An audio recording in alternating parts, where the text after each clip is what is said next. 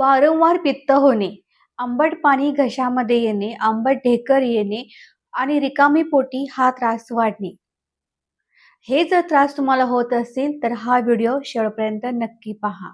आजच्या या व्हिडिओचे पॉइंट्स कोणते कोणते? तर आजच्या या व्हिडिओमध्ये आपण पित्त म्हणजे काय?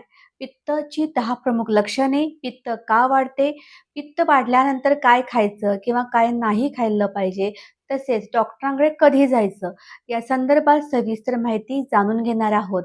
नमस्कार, मी डॉक्टर गौरी बाचाल. आरोग्य प्रेरणा या आपल्या यूट्यूब चॅनलमध्ये तुम्हा सर्वांचं पुन्हा एकदा खूप स्वागत. पित्त होणे म्हणजे नेमकं काय? तर सामान्य भाषेमध्ये ज्यावेळेस तुमच्या पोटातील आम्ल म्हणजे स्टमक ॲसिड हे वाढलं जातं, तर त्यामधून जो त्रास होतो त्याला पित्त वाढणे असे म्हणतात. आणि हे पित्त वाढलेलं ज्यावेळेस अन्ननलिकेच्या वरच्या दिशेने येते, तर त्याला ॲसिड रिफ्लक्स असे म्हणतात. आणि हाच पित्ताचा वारंवार जर त्रास होत असेल, तर त्याला GERD म्हणजे गॅस्ट्रोइसोफेगल रिफ्लक्स डिसीज असे म्हणतात. आता ही जी पित्त वाढीची जी लक्षणं आहेत ना, ती आता आपण जाणून घेऊयात. जर तुम्हाला वारंवार छातीमध्ये जळजळ होत असेल, विशेषतः जेवण केल्यानंतर, तर ही पित्त वाढीची लक्षण आहे. दुसरं लक्षण म्हणजे आंबट किंवा कडू ढेकर येतात. तसेच आंबट पाणी घशात येणे, पोटात जळजळ होणे, मळमळ, पोट फुगल्यासारखे वाटणे, वारंवार ढेकर येणे, घशामध्ये जळजळ किंवा खवखव सुद्धा होते. सकाळी तोंड कडू असते. ही सुद्धा लक्षणं पित्त वाढीचीच आहेत. पित्त वाढू नये, मग आपल्याला जीवनशैलीमध्ये कोणते बदल करायचे आहेत? तर तुम्हाला वेळच्या वेळेला झोप ही फार महत्त्वाची आहे. तसेच नियमित व्यायाम करणं महत्त्वाचं आहे.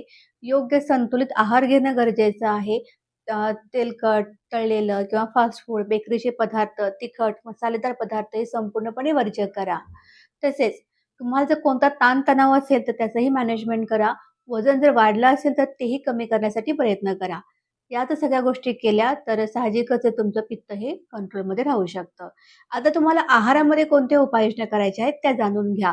तर तुम्हाला तुमच्या आहारामध्ये जास्त करून हिरव्या भाज्या, तसेच केळी, सफरचंद, काकडी, ओट्स, ताक, ज्वारी, बाजरी, नाचणी, ही कडधान्य, तसेच भरपूर पाणी पीत चला आणि जास्त चमचमीत खाऊ नका. या गोष्टी फक्त पाळा.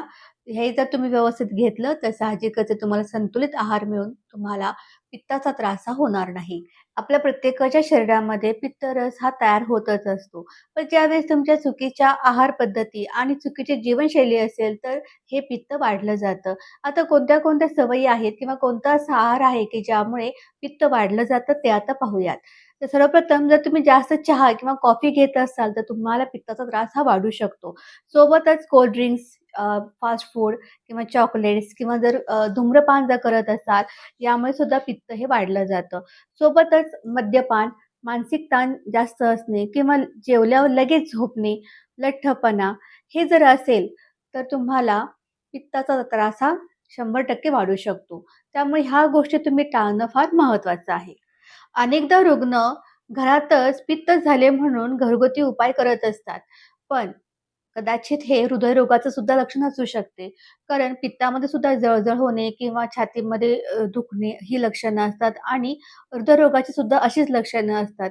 मग तुम्ही डॉक्टरांचा सल्ला घेणं फार महत्त्वाचं आहे.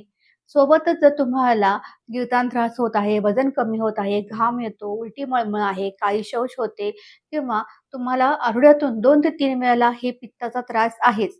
तर कोणते मेडिकलमधनं औषधं न घेता तुम्ही डायरेक्टली तुमच्या डॉक्टरांना दाखवणं फार महत्त्वाचं आहे. यावर होमिओपॅथिक उपचार पद्धती सुद्धा आहे. होमिओपॅथीमध्ये एकच औषध सगळ्यांना लागू होत नाही. व्यक्तिपरत्वे औषध बदलते.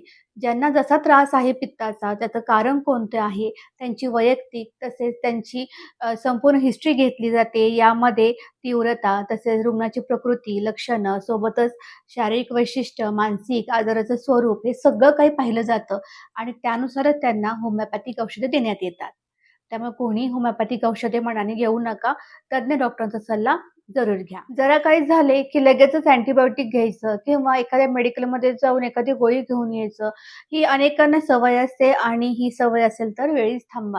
ही सवय अजिबात चांगली नाही. यामुळे तुमचं पित्त खूप वाढलं जातं.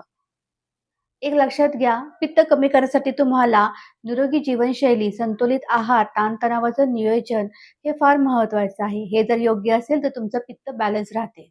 व्हिडिओ आवडला असेल तर व्हिडिओस लाईक करा, या व्हिडिओ आपल्या मित्रपरिवारामध्ये नक्की शेअर करा. कमेंटमध्ये सांगा तुम्हाला पित्ताचा त्रास कशामुळे जास्त होतो.